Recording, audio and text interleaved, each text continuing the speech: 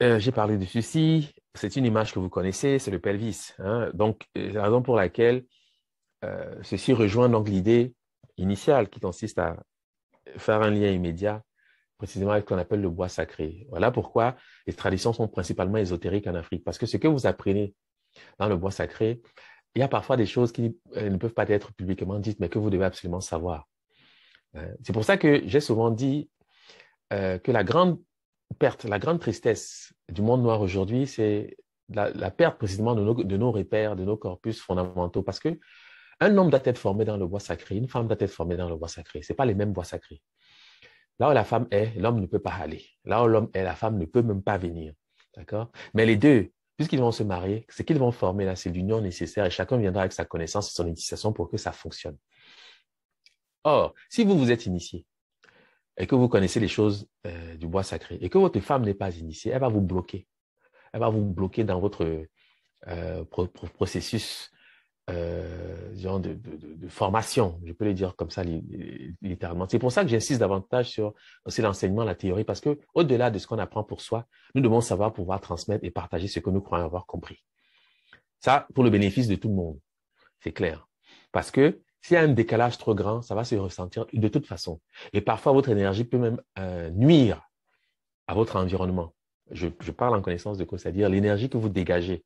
Parce que quand vous êtes dans des choses qui relèvent des mystères de la nature, des mystères de l'univers, comme ce que nous apprenons dans ce contexte-ci, même si vous n'avez pas l'impression que ce qu'on apprend ici, c'est quelque chose qu'on ne doit pas dire comme ça à tout va.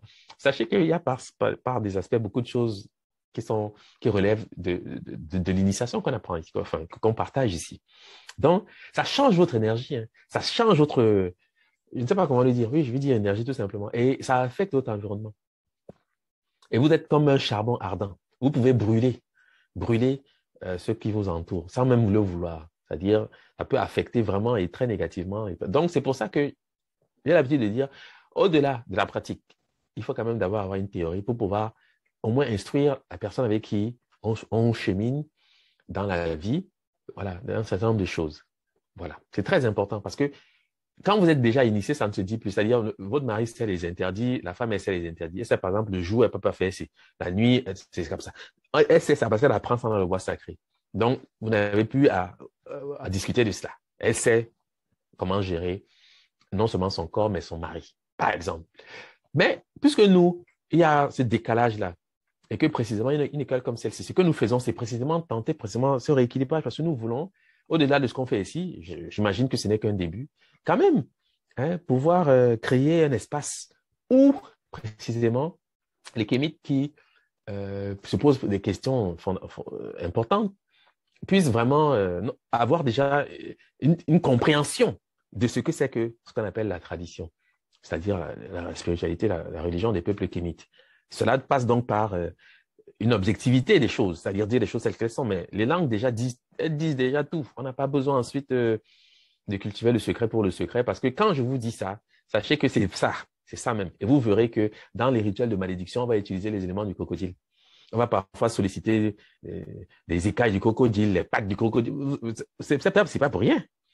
Vous allez simplement le savoir, mais il faut le savoir. Il faut le savoir parce que ça peut aussi arriver que vous ayez besoin de maudire quelqu'un. Parce que si vous avez un problème dans la vie et que cette personne vous gêne, vous savoir que vous avez des armes aussi. Vous êtes capable de faire un certain nombre de choses pour faire avancer vos projets.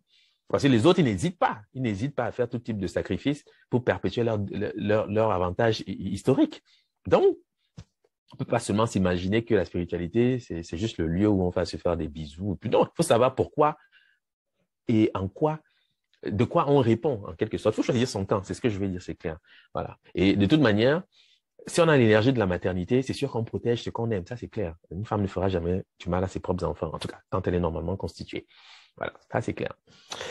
Voilà, donc, Kumsa, c'est le pelvis, c'est l'équivalent du Koptemsa, hein? C'est le K qui apparaît comme ça, qui remplace le H qui est aspiré. C'est encore le nom de l'utérus, de la matrice, du pubis, de l'abdomen, du vagin. Okay? C'est permanent. Donc, ça veut dire que vraiment, ça, c'est le domaine privilégié d'Isis. C'est pour ça qu'on s'assoit sur un trône, je tiens aussi à le dire. Parce que vous devez savoir ce que c'est que le pouvoir. Quand on parle du pouvoir, il est fondamentalement lié à la femme. C'est la femme qui donne le pouvoir. c'est la femme qui donne le pouvoir. Quand vous avez comme, je veux dire, allié les femmes d'un royaume, vous ne risquez absolument rien. Parce que la femme est dans le secret des hommes. Voilà. Si les femmes vous protègent, vous ne risquez absolument rien. Rien. Rien, rien, rien. Parce que c'est les femmes qui vous donnent le pouvoir.